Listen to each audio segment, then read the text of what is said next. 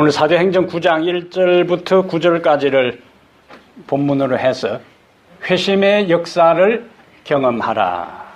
회심의 역사를 경험하라. 따라하겠습니다. 회심의 역사를 경험하라. 한 번 더요. 회심의 역사를 경험하라. 독일의 의사이면서 이 작가인 한스 카루사라는 사람이 인생은 만남의 존재다 그랬어요. 인생을 어떻게 정의했다고요? 만남의 존재. 산다는 것은 만나는 것이다. 산다는 것은 만나는 것이다. 인간의 행복과 불행, 일생과 영원한 운명은 만남을 통해서 결정됩니다. 여자는 좋은 남편을 만나야 행복하고, 남자는 좋은 여자를 만나야 살맛이 납니다.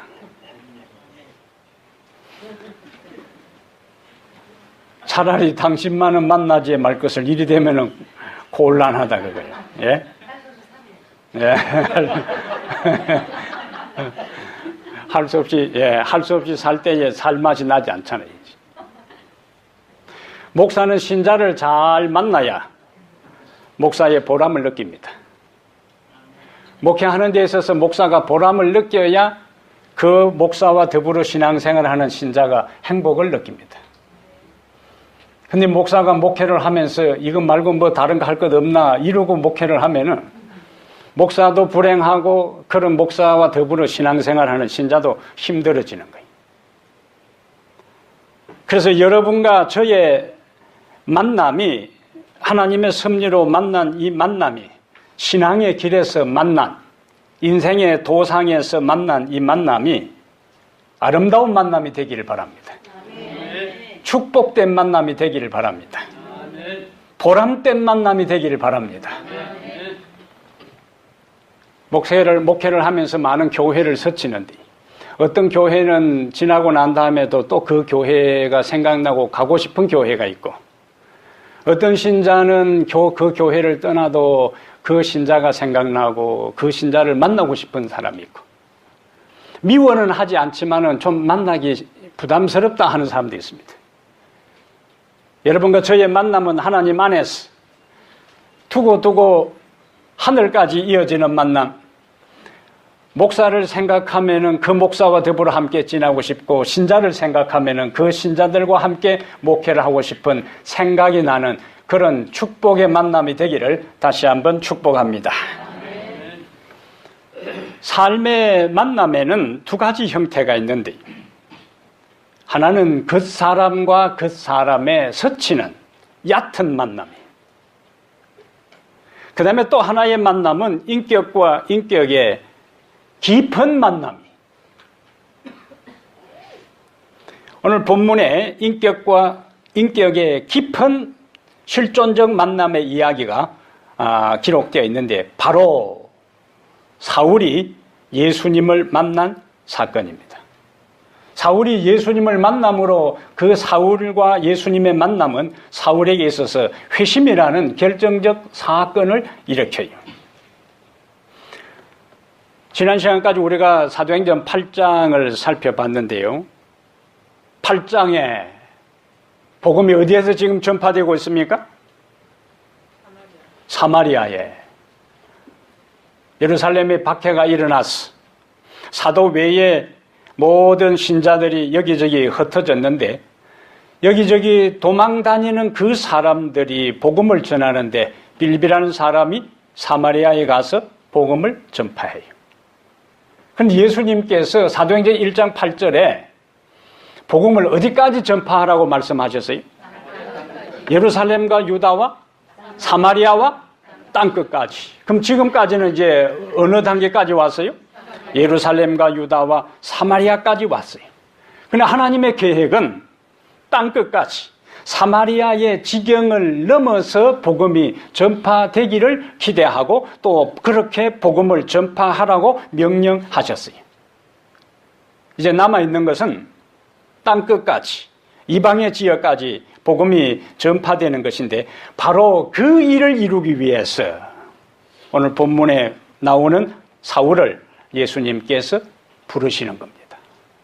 사도행전의 구조는 사도행전 1장 8절을 본문으로 해서 주제절로 해서 아주 짜임새 있게 구성되어 있어요. 그래서 9장에서 사울을 예수님께서 부르시고 이방인의 사도로, 그리고 10장부터 이제 이방 지역에 복음이 전파되는 것으로 사도행전의 내용이 전가됩니다.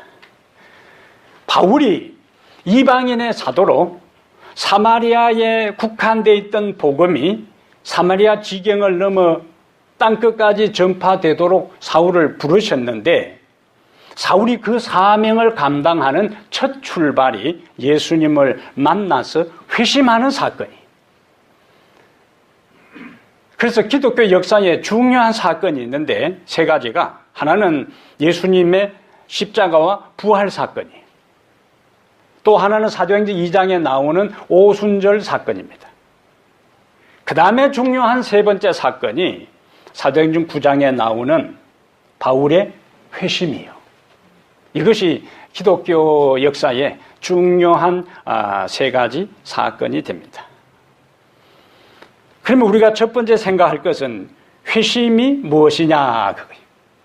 회심이 무엇이며 왜 회심이 중요하고 어떻게 회심하는가, 또 그 회심의 결과는 무엇인가 하는 것을 먼저 좀 정리할 필요가 있습니다.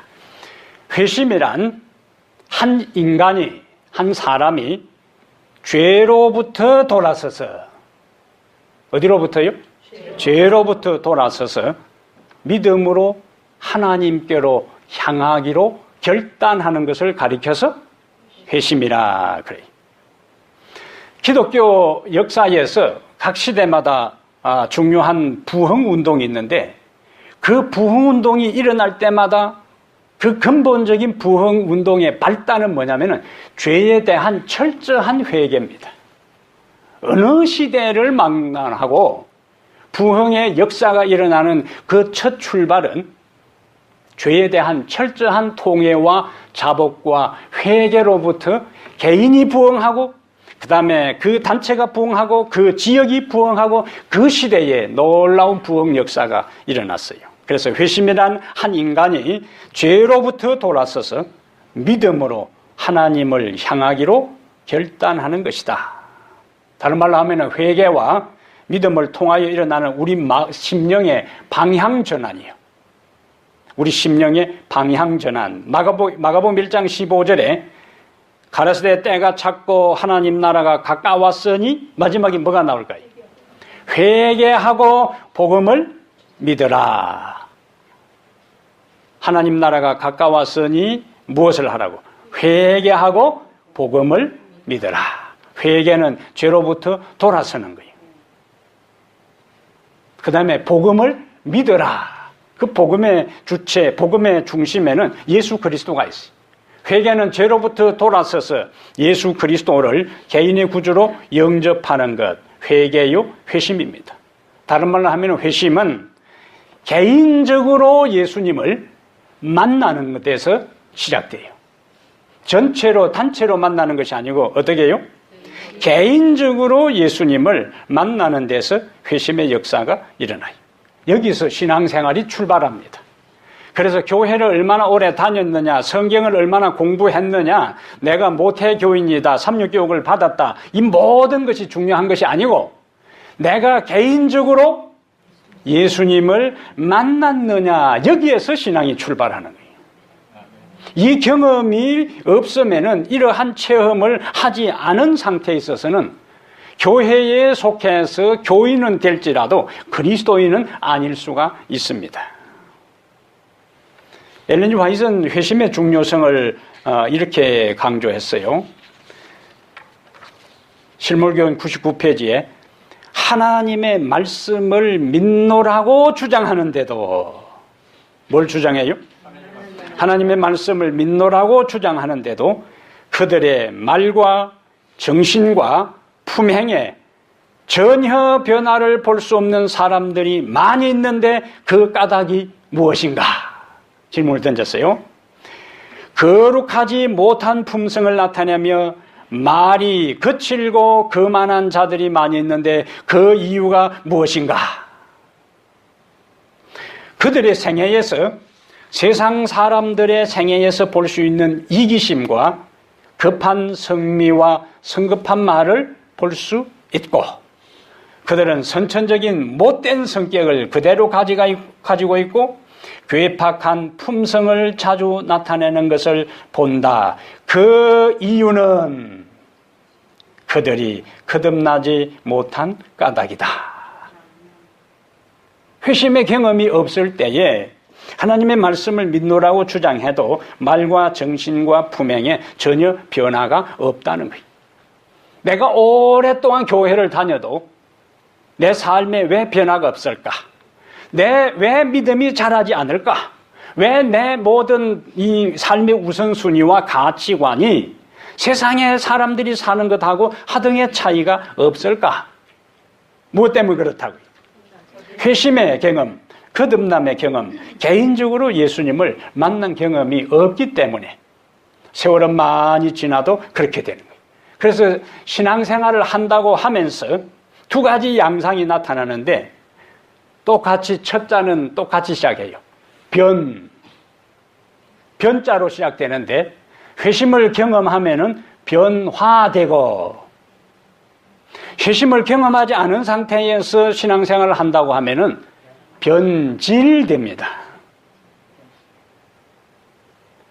꼬장꼬장한 사람이 되고, 따지기 좋아하는 사람이 되고, 지적하기 좋아하는 사람이 되고, 중요하지 아니하고 본질적인 것도 아니고 원칙적인 것도 아닌 걸 가지고 정죄하는데 앞장서는 사람이 되고 말아요. 변질된 거예요. 그러면 오늘 우리는 우리 자신들을 잘 살펴볼 필요가 있습니다. 그럼 어떤 과정을 통해 회심할까 하는 것을 엘렌 G 화이트의 경험을 통해서 우리는 정리할 수 있습니다. 엘렌 G 화이트는 자신의 회심 경험을 그의 자서전 22페이지부터 기록하고 있어요. 그가 이제 어린 시절입니다. 부모님과 함께 감리교회, 원래 그의 가정이 다 감리교 집안이에요. 감리교회 장막 부흥회에 참석했어요. 그는 이렇게 고백합니다.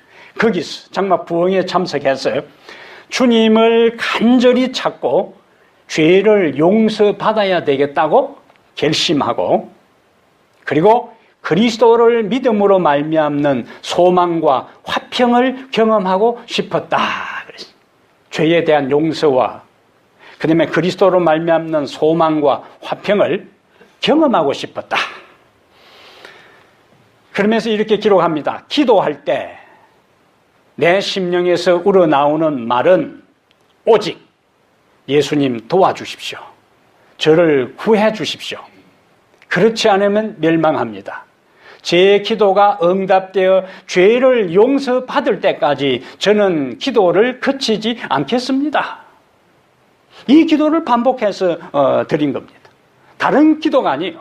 회심으로 나가는 첫 번째 기도는 자신의 무력함을 깨닫고 자신의 죄됨을 깨닫고 주님이 나를 도와주지 아니하시면, 주님이 내 죄를 용서해 주지 아니하시면은 나는 살 수 없다는 절박한 심령으로 기도하는 것이 회심으로 나가는 첫 단계입니다. 첫 걸음이요. 첫 출발입니다. 나는 어느 때보다도 나의 가련하고 무력한 상태를 절감하였다. 그런데 예수님은 그런 마음으로 기도하는 자의 기도는 반드시 들어주십니다. 자, 이렇게 기도할 때에, 내가 꿇어 기도할 때에 무거운 짐이 떠나고, 어떤 짐일까요? 무거운 짐인데 어떤 무거운 짐일까요?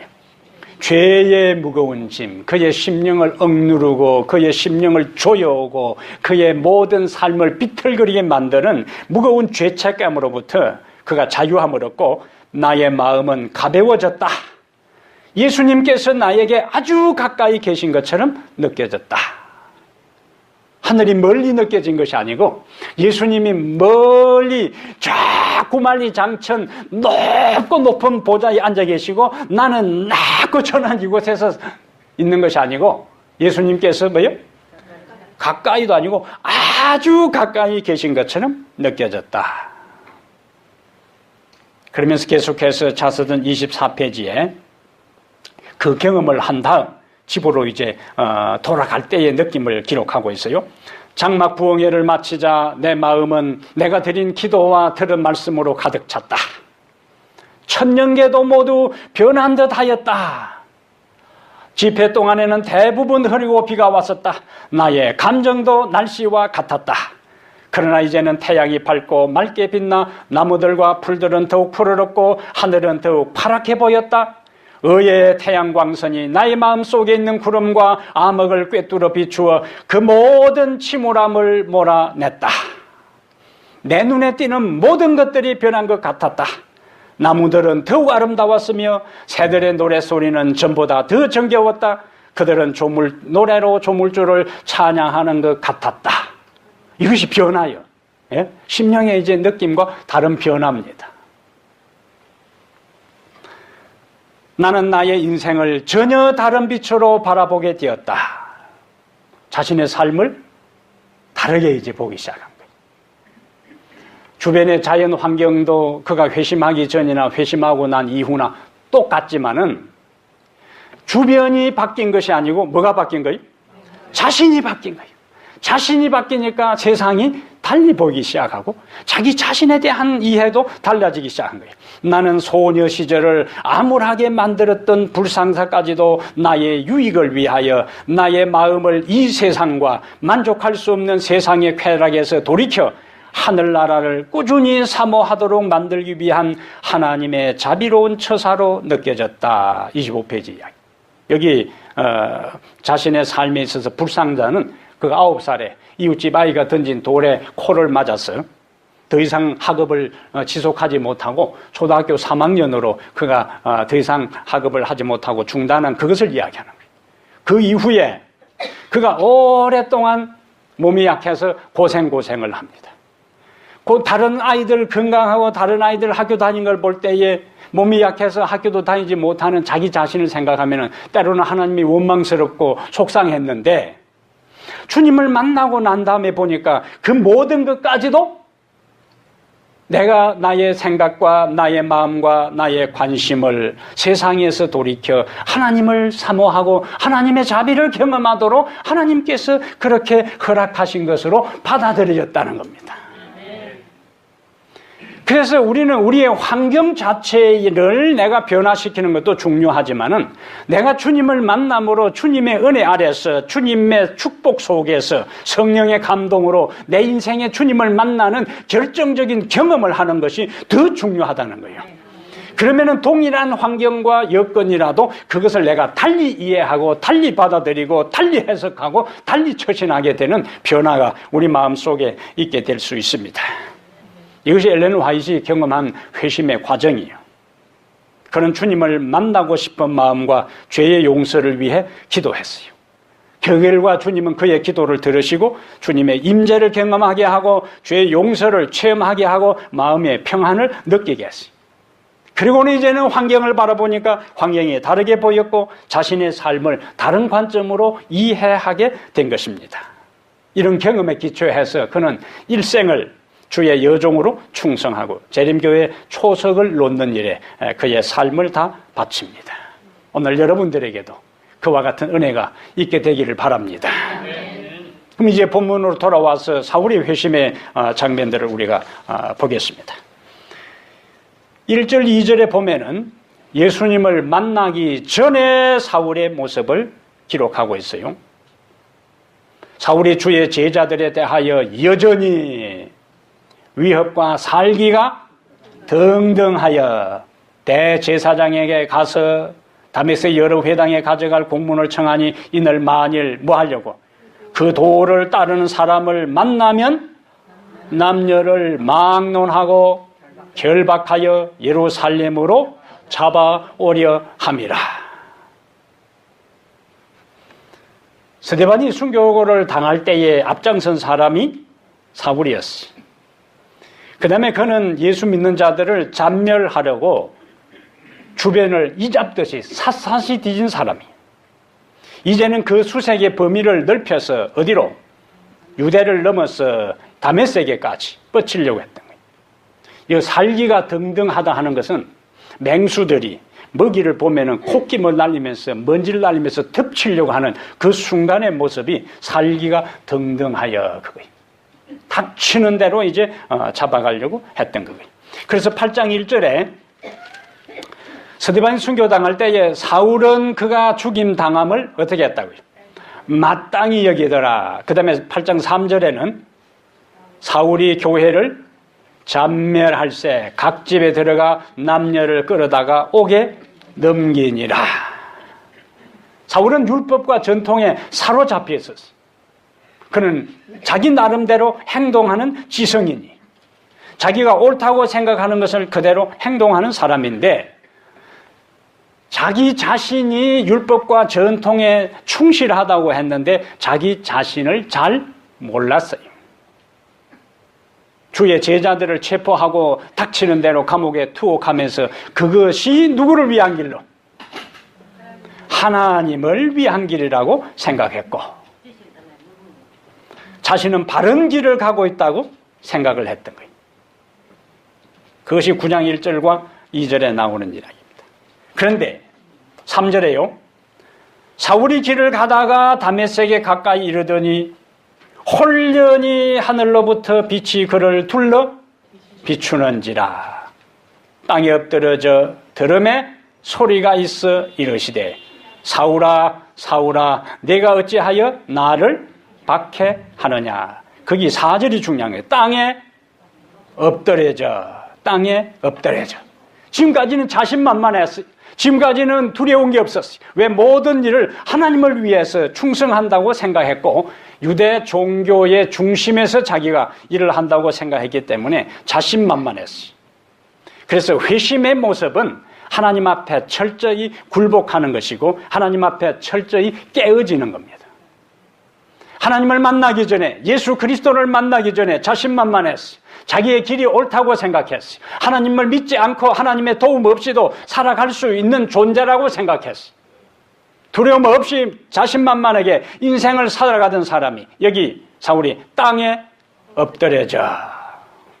땅에 엎드려져. 지금까지는 사울은 자기의 인생의 주인이 자기였어요. 예수를 만나 자아가 깨어지는 순간 그의 고백은 뭐로 나타났는가? 대답하되 주여 누구시오니까. 그 순간에 누가 나를 말 위해서 나를 꼬꾸라지게 만들었냐 그거예요.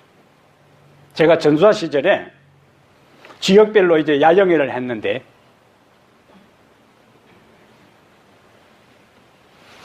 저녁에 야영회를 개최했는데 일단에 5명의 젊은이들이 윗옷을 벗어 제끼고 그 천막 사이를 왔다 갔다 하면서 소리를 고래고래 지르는 거예요.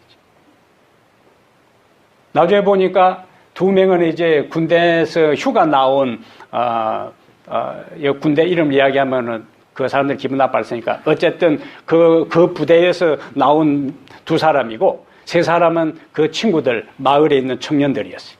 텃세를 하는 겁니다. 그래서 첫날 집회를 마치고 난 다음에 젊은 전수자들, 청년들 다 해서 이제 주변에 불침범을 서는데 그 바로 한 20-30m 밖에서 그냥 맥주를 한 상자 갖다 놓고는 마시면서 연신니나로 노래를 이제 부르면서 그렇게 하는 거예요. 12시간 넘어도 1시간 넘어도 정중하게 찾아가서 이야기해도 들은 채 많죠. 그러다가 이제 그 다음 날 한 목사님이 오셨는데 이 선배 목사님 늦게 이제 오셨어요. 쿵후 4단입니다. 신학을 공부하기 전에 쿵후 사범으로 지냈던 분입니다. 그 이야기를 했어요. 이제 후배들이 쫄쫄 가가지고 형님 큰일 났다고 이 동네 깡패들이 와가지고 2명 군인하고 3명 청년들이 해서 대속 방해를 하고 있다고 하죠. 어디야?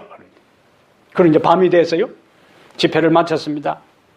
어젯밤처럼 똑같이 이제 또 5명이 술을 사다 놓고 고래고래 소리를 지르면서 이제 노래를 부르고 시끄럽게 했어요. 형님 괜찮겠습니까? 뒤에 보고 있었다. 딱 그때부터 이제 목소리에 힘이 딱 들어가죠. 보고 있어. 그래서 이제 그 후배 전사들은 이 형님이 도대체 어떻게 하시나 하고 멀찍이 이제 보고 있는데 잠깐 사이에 뭐 우당탕탕 하더만은 아이고 형님 하는 거예요. 이제 너댓 명이 달라붙었는데 순식간에 그냥 너댓 명을 그냥 넘어뜨린 거예요. 그리고는 자기들이 세다고 생각하고 그리고 군대 가운데서도 잘 나가는 군대, 거기 훈련 세게 받는 그 부대에서 와서 자신이 싸우면 자신 있다고 했는데 쿵우 사단 앞에서는 여지없이 나동거려진 거예요. 그래서 급소를 한 방씩 맞고 나동거려지면서 뭐라고 이야기하는가? 아이쿠 형님 그 순간에 아이쿠 형님 봐주십시오. 보통 우리가 영화 장면 보면 그 다음 장면이 어떻게 펼쳐져요? 아이쿠 형님하고 이제 도망가잖아요. 이제. 꼬꾸라지는 순간에 아이쿠 형님. 사울의 경험이 이거예요. 지금까지 사울을 두려워할 존재가 없어. 사울은 자신 있게 자신의 가는 길을 아무런 방해 없이 당당하게 걸어갔는데 예수님이 나타나서 가볍게 그를 넘어뜨린 거예요. 그 순간에 그 입에서 형님 대신에 뭐예요? 주여. 지금까지 자기 인생의 주인은 자기 자신이었어. 그런데 그가 예수 앞에 굴복하는 순간에 주여 그렇게 누구십니까? 나는 네가 박해하는 예수라. 회심은 인생의 주인이 바뀌는 겁니다. 예? 따라하세요. 회심은 인생의 주인이 바뀌는 것이다. 주인이 바뀌면서 삶의 변화가 나타나는 거예요. 삶의 변화가 없는 것은 아직 주인이 안 바뀌는 겁니다. 바울은 이와 같은 경험을 가진 다음에 갈라디아 2장 20절에 내가 그리스도와 함께 십자가에 못 박혀 죽었나니 그런즉 이제는 내가 산 것이 아니요 내 안에 그리스도께서 사신 것이라. 내 안에 그리스도께서 사신 것이라. 예수님이 내 인생의 주인이 되었다는 거예요.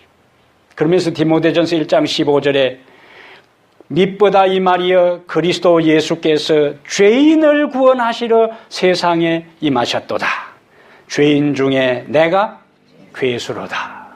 예수를 만나고 난 다음 의로운 예수, 십자가의 죄인을 위해 돌아가신 예수를 만나고 난 다음에 비로소 자기 자신이 누구인지를 깨달았는가? 죄인임을 깨달았고 죄인 중에 괴수임을 깨달았어요. 그러면서 그의 인생의 가치관이 본질적으로 송두리째 바뀌는데 그것을 빌립보 3장 5절에서 이렇게 고백하고 있습니다. 빌립보 3장 몇 절요? 5절. 빌립보 3장 5절. 그가 예수를 만나고 난 다음 인생의 주인이 바뀌고 난 다음 그가 자신의 삶을 이렇게 고백합니다. 빌립보 3장 5절에 나는 8일 만에 할례를 받고 이스라엘 족속이요 베냐민 지파요 히브리인 중에 히브리인이요 율법으로는 바리새인이요 열심으로는 교회를 박해하고 율법의 의로는 흠이 없는 자라. 언제까지? 회심하기 전까지. 예수를 만나기 전까지. 예수를 만나 꼬꾸라짐을 당하기 전까지. 그러나 7절에 그러나 반전이요 무엇이든지 내게 유익하던 것을 내가 그리스도를 위하여 다 해로 여길 뿐더러 또한 모든 것을 해로 여김은 내 주 그리스도 예수를 아는 지식이 가장 고상하기 때문이라. 내가 그를 위하여 모든 것을 잃어버리고 또 배설물로 여김은 그리스도를 얻고 그 안에서 발견되려 함이라. 배설물, 성경이니까 배설물이라 그랬지 다른 걸로 하면 쌍디귿으로 시작되는 거예요. 아무도 못 알아듣네. 무슨 말이야. 네. 그 수준으로 어떻게 이 미국에 와서 살아요? 예수를 만나기 전에 자신의 가치관과 우선순위와 중요성이 예수를 만나고 난 다음에 완전히 바뀌었다는 거예요. 그리고는 그가 예수를 만나고 난 다음에 자신의 삶의 모든 목적이 바뀌어져서 그가 죽도록 충성하게 돼요. 우리는 우리의 가는 길과 하는 일과 살아가는 삶의 방식과 우선순위에 대한 철저한 점검이 우리에게 필요합니다. 왜냐하면 잠언 14장 12절에 어떤 길은 사람의 보기에 바르나 필경은 사망의 길이니라. 어떤 길은 사람의 보기에 바르나, 그것은 내가 볼 때는 지대로 산다고 하고 바르게 산다고 하고 옳다고 해도 자칫 잘못하면 그렇게 살다가는 사망에 빠질 수가 있다는 거예요.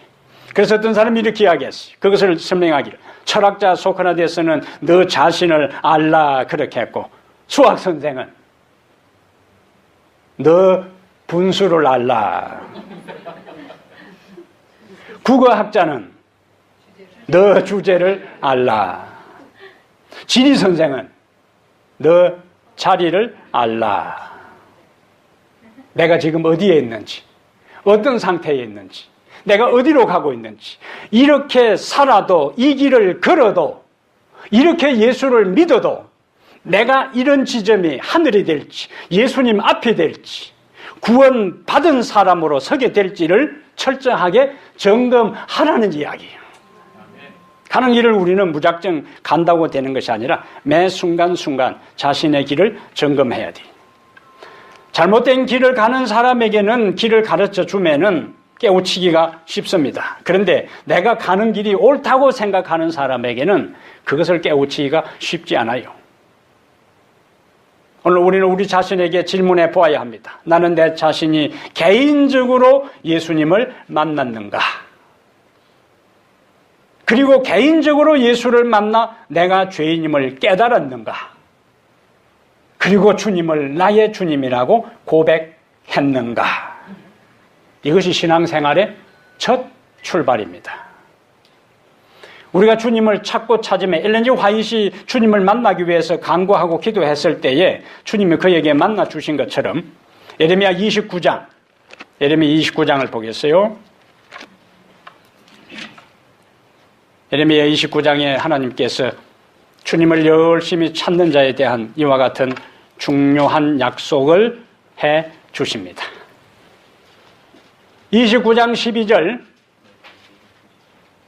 너희가 내게 부르짖으며 내게 와서 기도하면 내가 너희들의 기도를 들을 것이요, 너희가 온 마음으로 전심으로 나를 구하면 나를 찾을 것이요 나를 만나리라. 그러면서 14절에 뭐라고 했어요? 이것은 여호와의 말씀이니라. 나는 너희들을 만날 것이며. 무엇으로 도장을 꽉 찍었어요? 이것은 여호와의 말씀이니라. 어떤 사람을 만나 주신다고요? 찾고 찾으면 나를 만나리라. 누구의 말씀이다? 여호와의 말씀이다. 사울을 개인적으로 찾아오신 그분이 여러분 한 분 한 분을 오늘 찾아오셔서 개인적으로 만나시고 여러분의 입에서 예수 그리스도를 주라 고백하고 여러분이 죄인 중에 괴수임을 고백하고 하나님 안에서 마음의 평안을 얻고 새로운 뉴스타트, 신앙의 출발이 되기를 축복합니다. 다시 사도행전 9장에 가서요, 이제 나는 네가 박해하는 예수다 하는 말씀을 들은 다음 사도행전 9장 6절,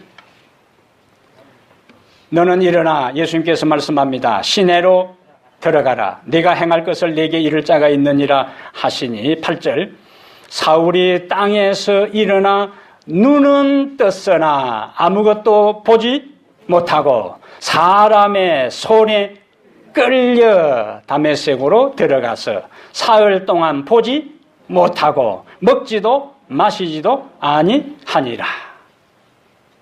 사울은 그 광채를 견디지 못하고 눈이 멀었어. 거기다가 이전에는 보무도당당하게 말을 타고 지휘가 늘었어. 의기양양하게 자신만만하게 말을 타고 다메섹으로 가다가 말 위에서 그 비친 빛에 의해서 꼬꾸라졌어. 다메섹에 갈 때는 예수 믿는 놈들 내가 다 잡아서 예루살렘에 끌고 오리라는 이런 생각을 가지고 갔는데, 캐슨 장군이나 될 것 같은 착각을 가지고 들어갔는데 예수님이 개입하니까 그는 한순간 떨어졌고 눈은 떴지만은 아무것도 보지 못하고 눈은 떠도 보지 못하는 걸 뭐라 그래요? 눈뜬 장님. 당달이라 그래요. 눈뜬 장님. 며칠 동안요? 3일 동안. 3일 동안 여러분 사울이 뭔 생각을 했을까요?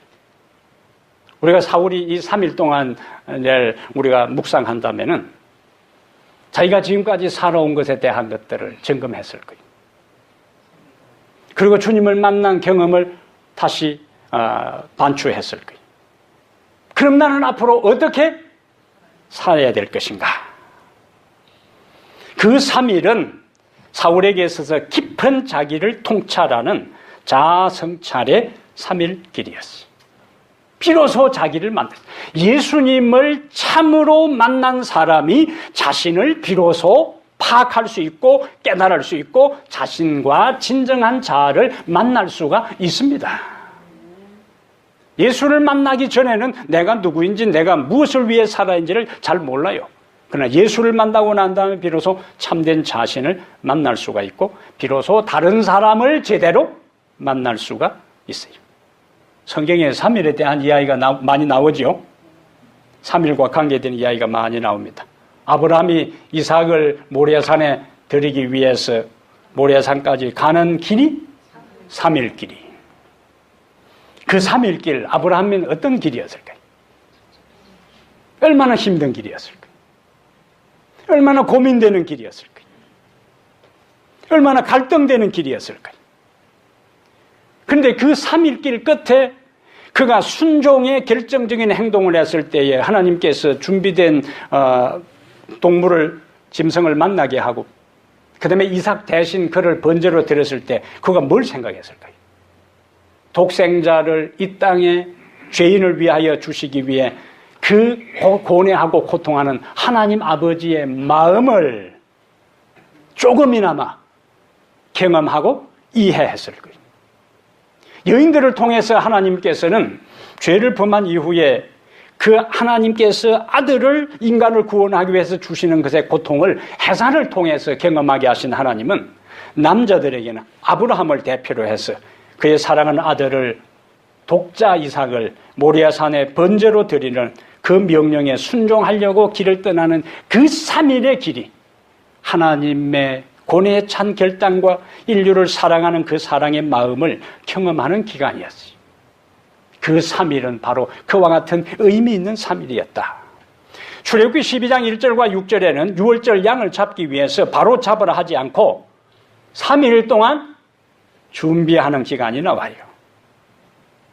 그 다음에 출애굽기 19장에는 시내산에 하나님께서 임재하기 전에 이스라엘 백성들로 하여금 3일 동안 철저하게 정결케 하는 일들이 하도록 그렇게 말씀합니다. 3일은 하나님을 만나기 위해 준비하는 기간이에요.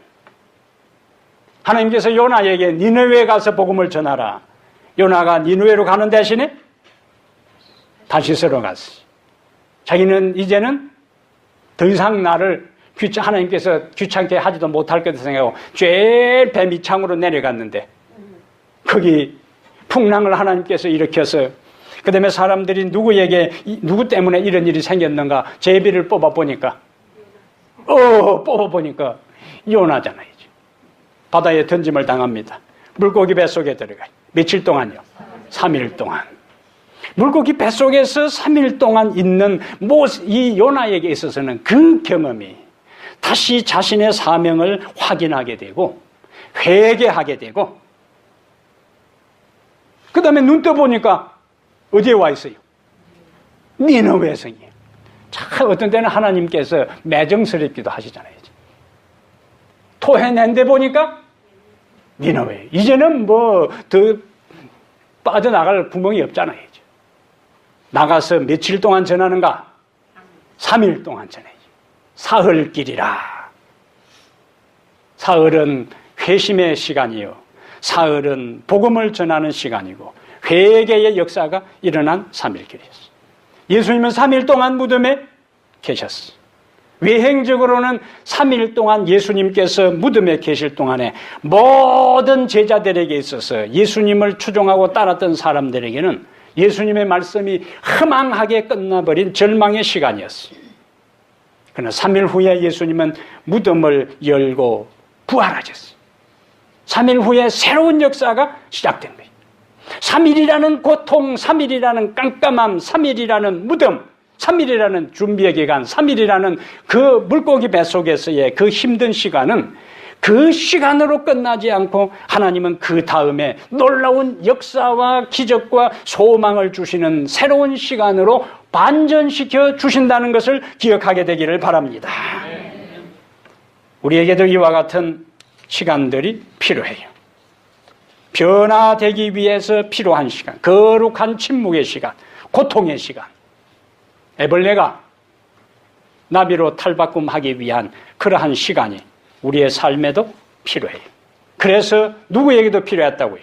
우리에게도 필요한 것처럼 사울에게도 그와 같은 자기 성찰의 3일이 필요했기에 하나님께서 3일 동안 보지도 못하고 먹지도 못하고 마시도 않은 상태에서 자기 성찰의 긴 고뇌의 시간을 보내게 했어요. 고통은 고통으로 끝나지 않습니다. 그 고통의 날 다음에는 생명의 날이 기다리고 있어요. 여러분과 저희의 삶에 있어서도 이와 같은 시간들이 있을 수 있습니다. 저는 2007년부터 2012년까지 5년 동안 생사를 넘나드는 투병 생활을 했습니다. 그동안에 저는 많은 생각을 했어요.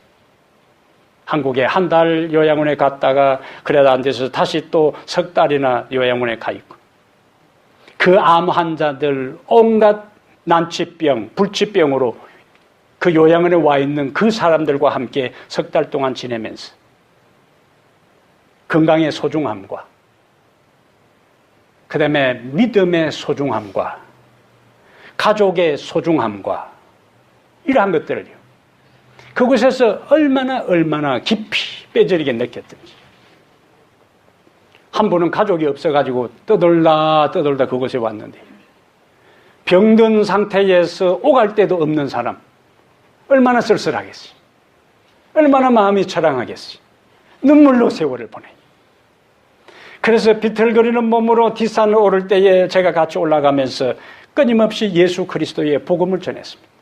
당신에게 남아있는 유일한 희망은 자식도 더 이상 찾지 않고 아내도 더 이상 당신을 찾지 않고 당신에게 남아있는 것은 병든 몸밖에 없는데, 그것을 받아주고 위로해주고 용기를 주고 붙잡아줄 분은 누구밖에 없는가? 예수 그리스도밖에 없다고 이야기했어요.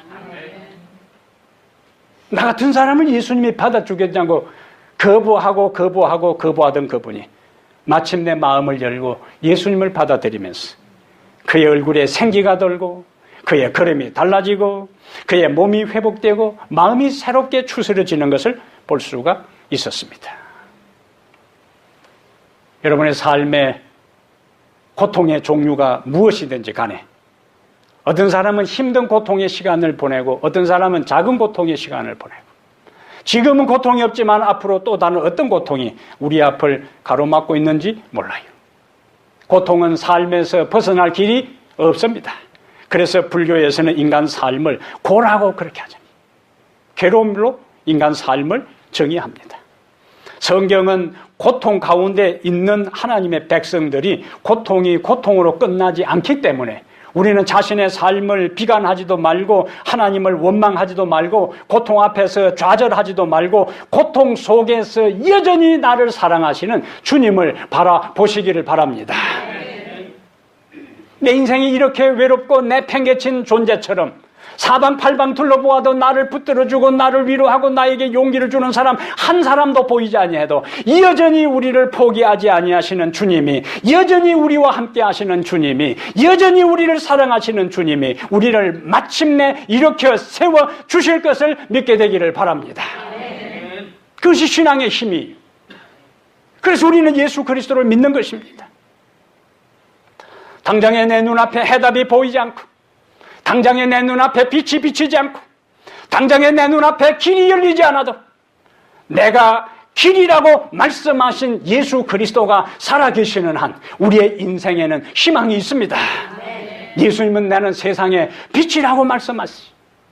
한 줄기의 빛이 보이지 않는 깜깜한 가운데서도 태초에 빛이 있으라고 말씀하신 그분이, 여러분 한 사람 한 사람 인생을 향하여 깜깜하고 흑암 짙은 어둠만이 내 앞을 가로막고 있는 그 순간에도 빛이 있으라고 말씀하신 그분이 말씀하시는 순간에 빛이 있었고 하나님이 보시기에 좋았더라. 여러분의 인생에도 그런 날이 반드시 찾아올 것을 믿으시기를 바랍니다.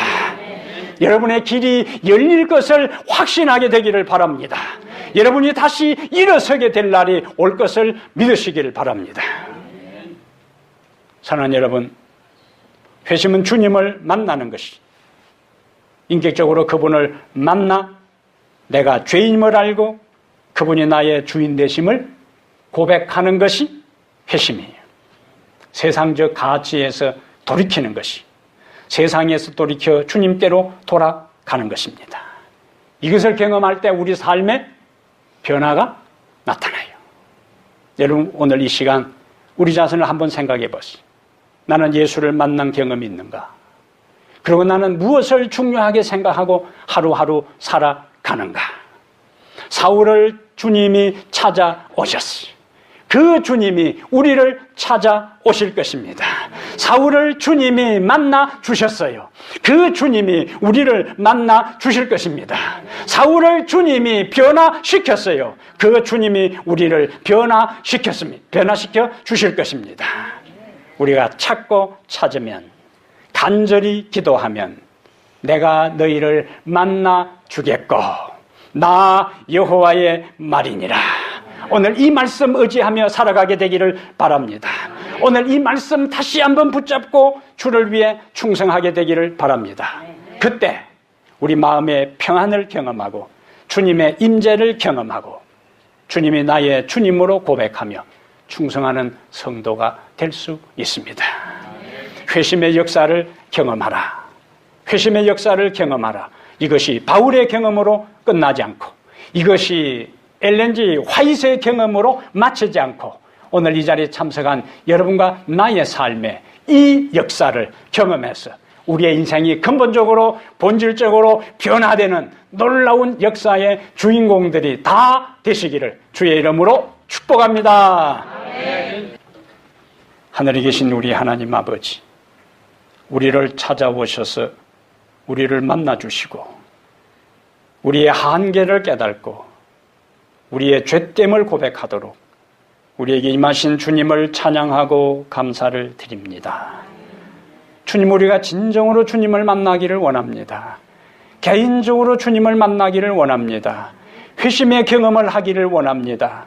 그리하여 내 자신이 달리 보이고 내 환경이 달리 보이고 내 살아가는 삶의 우선순위가 바뀌고 인생의 목적이 변화되는 경험을 하기를 원합니다. 주여, 우리에게 임하여 주시옵소서. 그리하여 신앙의 길을 걸으면서 변질된 교인이 아니라 변화되는 그리스도인이 되게 해 주시옵소서. 머리 숙인 우리 모든 성도들 가운데 삶의 이런저런 고통과 문제로 인하여 고민하고 고심하고 고통당하는 자들이 많이 있습니다. 아버지, 그 고통의 이유를 알게 하시고 그 시련의 까닭을 이해하게 하시며 그 어려움의 연유를 알아서 하나님께로 더 가까이 가고 내 인생의 삶을 하나님께 초점을 맞추고 세상에서 돌아서서 하나님께로 나가는 전화위복의 기회가 되도록 우리를 붙드시고 인도하여 주시옵소서. 우리의 한계를 느낄 때에, 우리의 연약함을 고백할 때에, 우리가 죄됨을 주님 앞에 참회할 때에 주님은 우리를 의롭게 하시고 주님은 우리를 살리시며 우리에게 빛을 비추시고 길을 열어주시고 살 길을 열어주시는 놀라운 경험을 우리 모두가 하기를 원합니다.